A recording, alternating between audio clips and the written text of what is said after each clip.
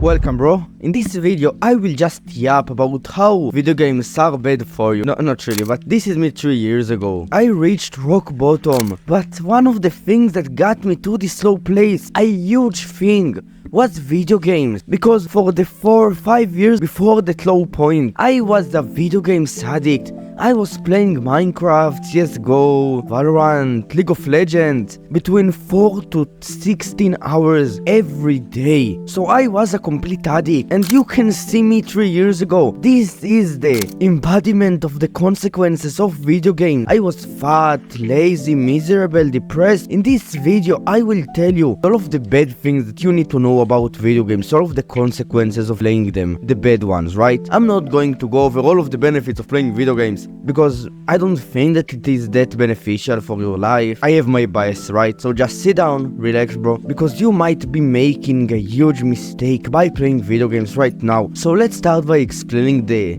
concept of second order consequences. So for every action that you take, there is not only one single consequence. When you eat junk food, you don't just gain weight, you don't just have fun, you have all of those things together. You also feel shame, regret. That's another consequence of eating junk food. And it is like that with most actions that you take, especially habits, right? Because habits has the compound effect, so you just get those consequences every day until it compounds basically. And the habit of playing video games has a lot of bad ones. So the first consequence of playing video games might be having fun, you know, talking with friends, having friends online. And the second order consequence might be wasting time, right? There are a few more consequences to video games, and they are the worst ones. The first is that when you play video games, you have a desire to continue and play video games. You want to continue and do this habit, right? Because it's fun. And when you don't play video games,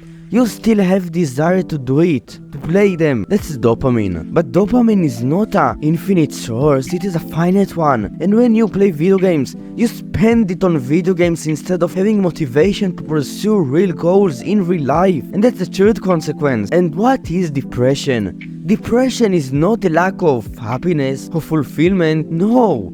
It is the lack of desire, of motivation. Playing video games can make you more depressed. And that's why a lot of video gamers, addicts, are so fucking depressed, bro. And then the fourth consequence. Pursuing goals in MMORPG, in video games, is way easier than pursuing them in real life, than going to the gym and lifting weights, than running, than reading books even. Those habits are way harder, but they are also way healthier, way better for you. And when you play video games, you pursue goals, but you don't really sacrifice, you are not suffering a lot, and you are basically making the real work in real life a lot harder, because there is the comparison effect in your brain. And when you do something that is pretty easy, and then you do something that is alright, that is not that hard, the not that hard thing will seem a lot harder than the easy thing, than if you were to just do it. And it is like that with easy and hard work. The hard work becomes so much fucking harder when you play video games.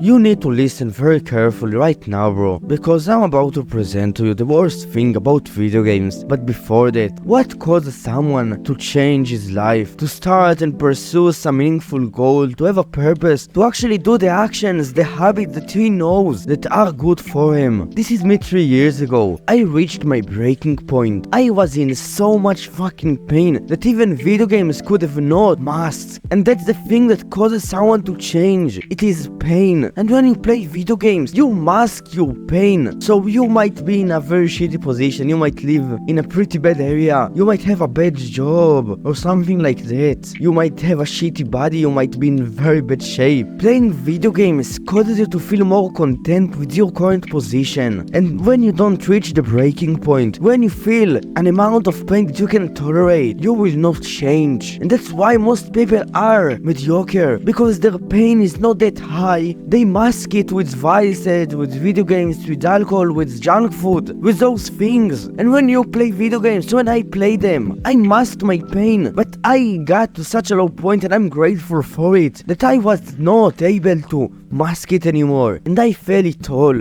And that's the thing that caused me to change, feeling all of this pain. And if you will continue and play video games, you might reach a breaking point like I have, but you might also not reach this breaking point. You might just continue and play 3-4 hours every day, or even 1 hour or 2 hours, it doesn't matter. But you will stay like that, you will stay content. And you will never decide to change. And that's the worst thing, in my opinion, about video games. If you are okay with your current position in life, then continue and play video games, bro. I don't see any problem with it, but if you want to change, bro, you must quit them, right? If you enjoyed this video and you want to see more videos from me, you can like and subscribe right now. And I made a full guide about unfucking your life, basically. And if you want to check it out, you can click on it. Bye, bro.